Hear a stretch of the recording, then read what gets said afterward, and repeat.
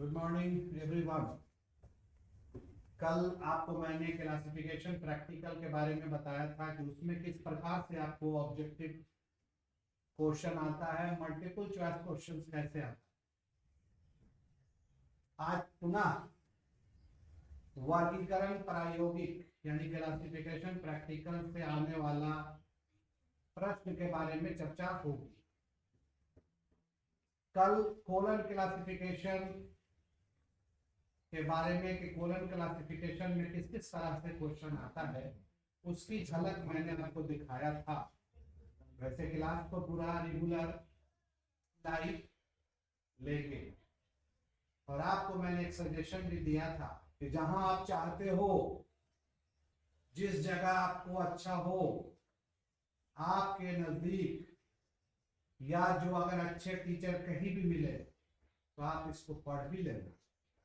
BLIS वाले को भी मैंने कहा था और लाइब्रेरी एलिजिबिलिटी टेस्ट में बैठने वाले बच्चों को भी कि प्रैक्टिकल का ज्ञान न सिर्फ 20-25 नंबर पकड़ने के लिए लाइब्रेरी एलिजिबिलिटी टेस्ट में, बल्कि जब आप नौकरी करेंगे तो वहां भी प्रैक्टिकल से संबंधित कार्य करना पड़ेगा, यानी क्लासिफिकेशन करना पड़ेगा और उसी के आधार पर पुस्तक का व्यवस्थापन होगा और कैटलॉग भी बनाना पड़ेगा, जिसके आधार पर एक पाठ्य सामग्रियों को पाठक खोज सकता है। तो आज DDC में कैसे कैसे प्रश्न पूछा जा सकता है उसकी झलक मैं आपको बताने जा रहा हूं। आइए देखिए DDC से किस प्रकार क्वेश्चन पूछा जाता है।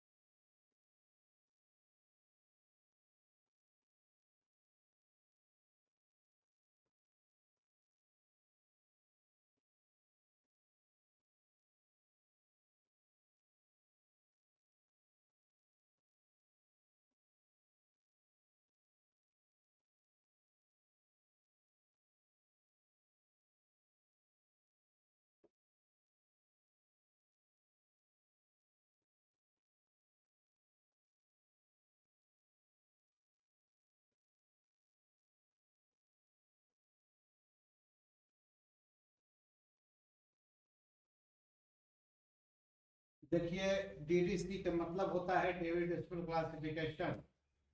इसको 1876 में, ये याद रखना होगा, 1876 में पहली बार डॉक्टर मेलविल डेवी ने इसको लाया।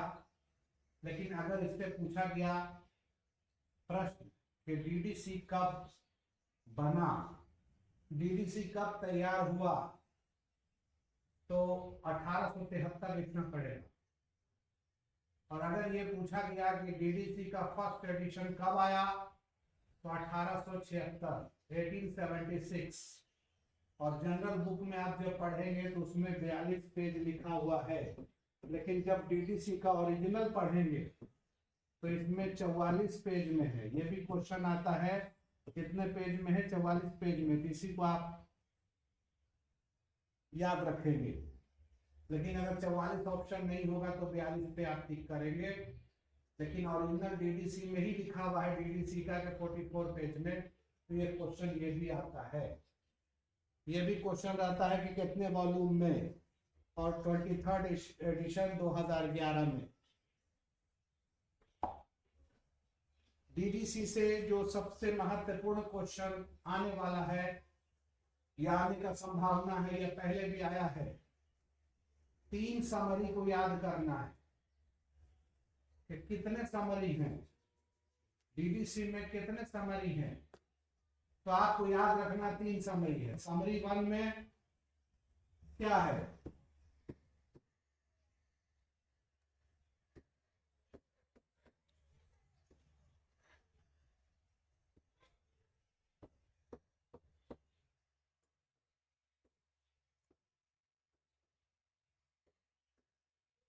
Summary 1, summary 2, summary 3। समरी 1 में 10 मेन क्लास है, याद रखना है, ये क्वेश्चन आता है 10 मेन क्लास। समरी 2 में क्या है, 100 डिवीजन। और समरी 3 में क्या है, 1000 सेक्शन। ये आपको याद रखना पड़ेगा। आपको याद ये भी रखना पड़ेगा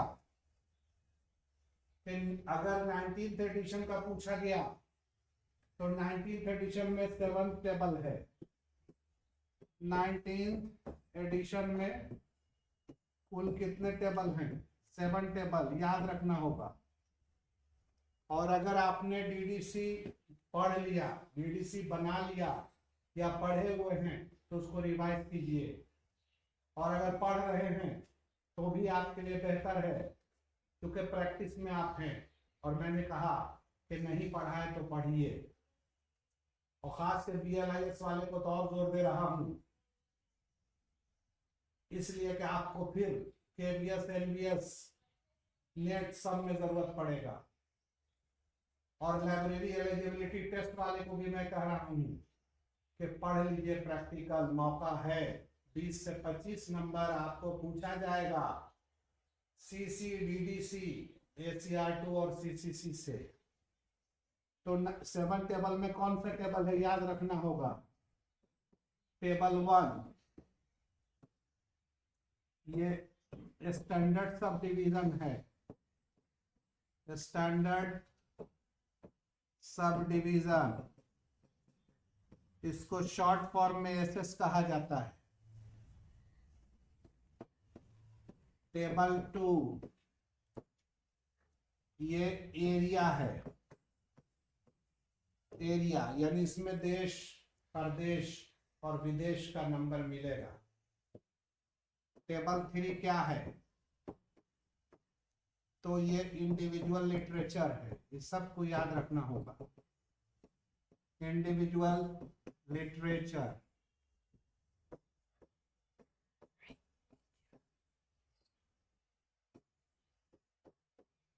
टेबल 4 क्या है, तो आपको याद रखना पड़ेगा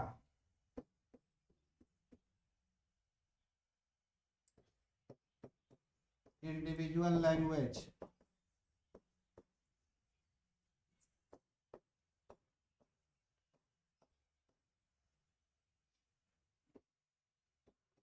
टेबल 5 क्या है, ये क्वेश्चन कई बार पूछा है, अनेकों बार, KVS NVS DSSB नेट हर एग्जाम में।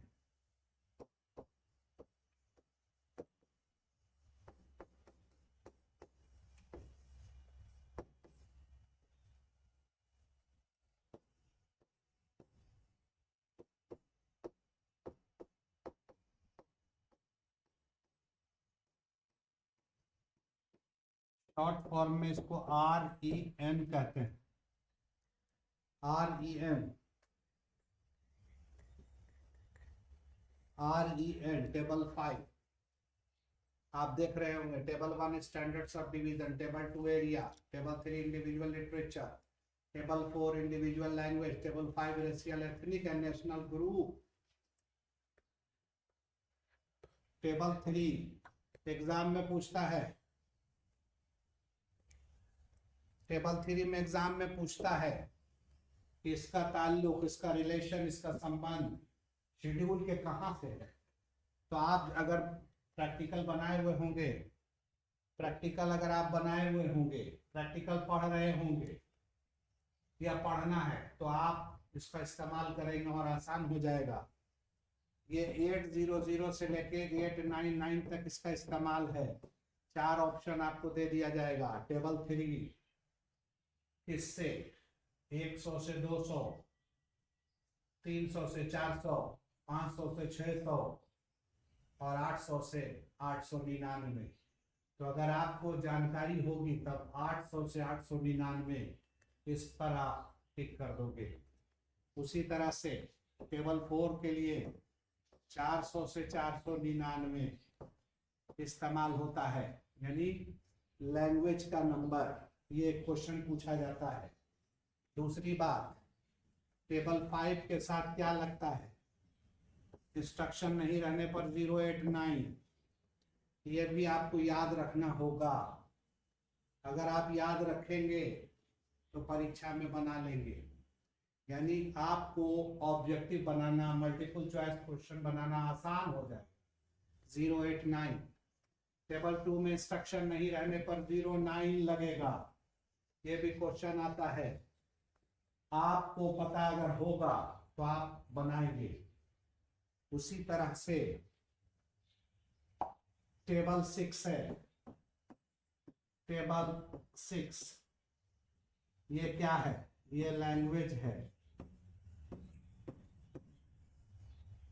इसका उपयोग हमेशा इंस्ट्रक्शन के साथ होता है। Without instruction never use, always use with instruction. ये आप पढ़ेंगे तभी आप समझ सकेंगे। टेबल 7, टेबल 7 ये क्या है, पर्सन। अगर इंस्ट्रक्शन है शेड्यूल में तो डायरेक्ट टेबल 7 में आप जाते हैं। अगर इंस्ट्रक्शन नहीं है तो क्या लगता है, ये भी प्रश्न पूछा जाता है। तो 024 या 088, 088। अब 024 कहाँ लगेगा और 088 कहाँ लगेगा, ये भी प्रश्न पूछा जाता है। तो आप प्रैक्टिकल जानेंगे, पढ़ेंगे तभी तो बन पाएगा, अन्यथा नहीं बनेगा। तो टेबल 7 में 024 और 088 का प्रयोग है। इस 7 टेबल को आपको याद कर लेना, हर हाल में याद कर लेना। और आपको एक चीज मैं बता दूं कि अगर पूछ दिया एग्जाम में कि 23rd एडिशन में कितने टेबल का प्रयोग किया गया है, तो आपका आंसर 7 नहीं होगा।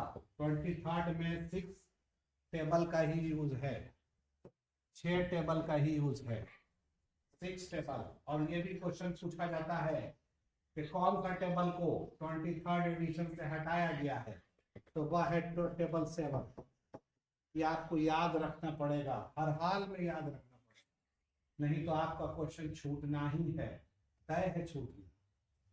उसके अलावा आपको 10 मेन क्लास को याद कर लेना है। जैसे सीसी में मैंने कहा था कि A natural science, B mathematics, C physics, D engineering, E chemistry, F technology, G biology, H geology, I botany, J agriculture, ये सब लिप्स पे होना पड़ेगा, लिप्स पे रखना पड़ेगा।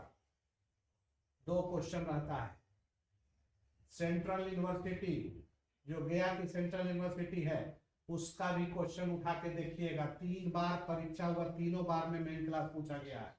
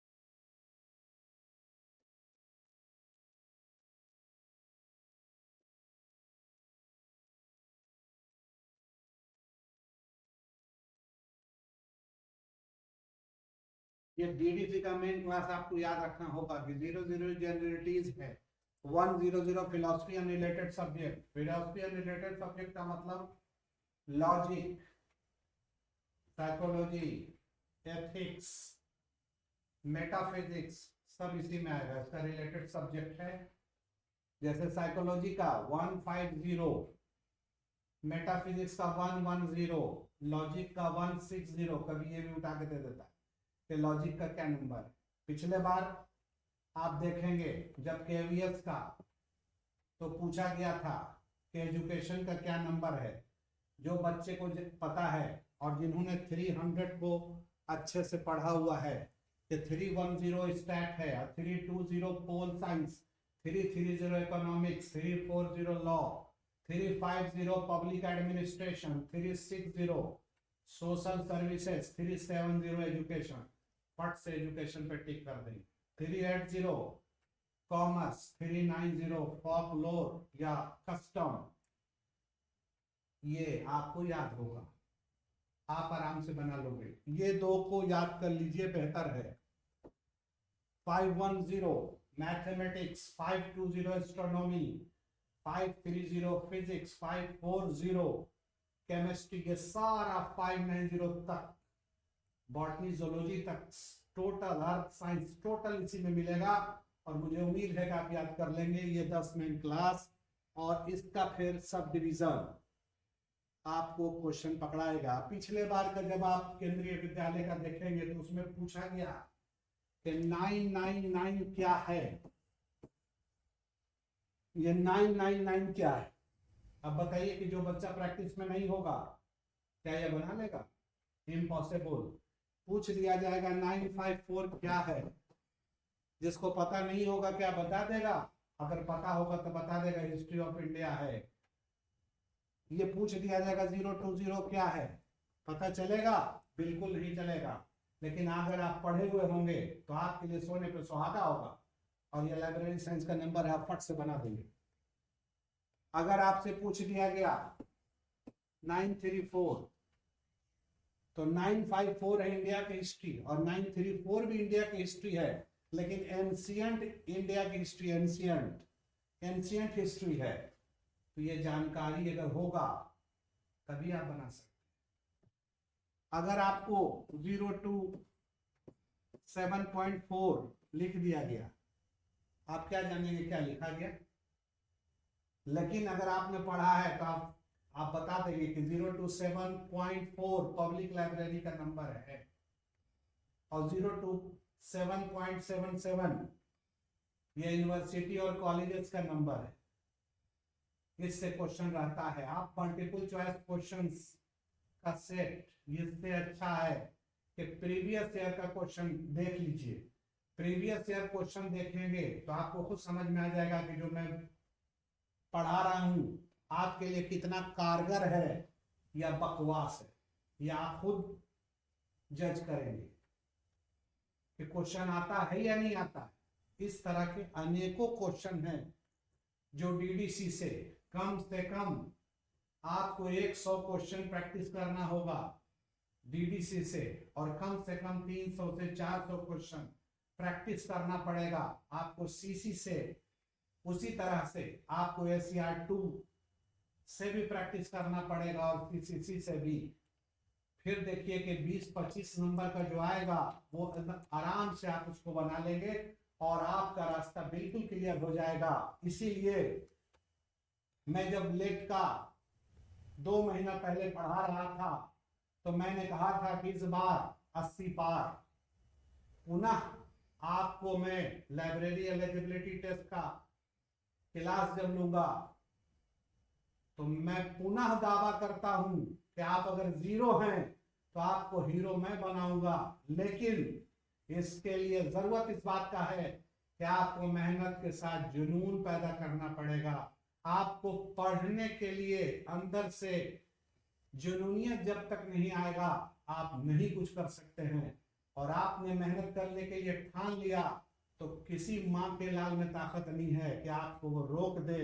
100% आप लाइब्रेरी एलिजिबिलिटी टेस्ट भी करेंगे, यानी compete करेंगे, बीपीएससी भी compete करेंगे, आप स्कूल के लाइब्रेरियन ही सिर्फ नहीं बनेंगे, फिर उसके बाद आपको हिम्मत होगा और आप यूनिवर्सिटी के लाइब्रेरियन भी बनेंगे। उसी तरह से जैसे कल मैंने बताया था आपको सीसी में 2, 4 और जेड बताया था, याद होगा आपको, ये लॉ लाइब्रेरी का। लेकिन जब आप डीडीसी की बात करेंगे तो वहां पर 026.61 या 34 ये इसका नंबर होगा, 026.34। अब आप कैसे पकड़ेंगे? आपको तो मैंने बताया था कि सीसी में पकड़ने के लिए ये आप स्मॉल ब्रैकेट है, और स्मॉल ब्रैकेट से आप समझ लीजिएगा कि सब्जेक्ट डिवाइस है। डीडीसी में आप कैसे पकड़ेंगे? तो लिखा हुआ रहेगा ऐड 000 to 999। जहां ये लिखा रहा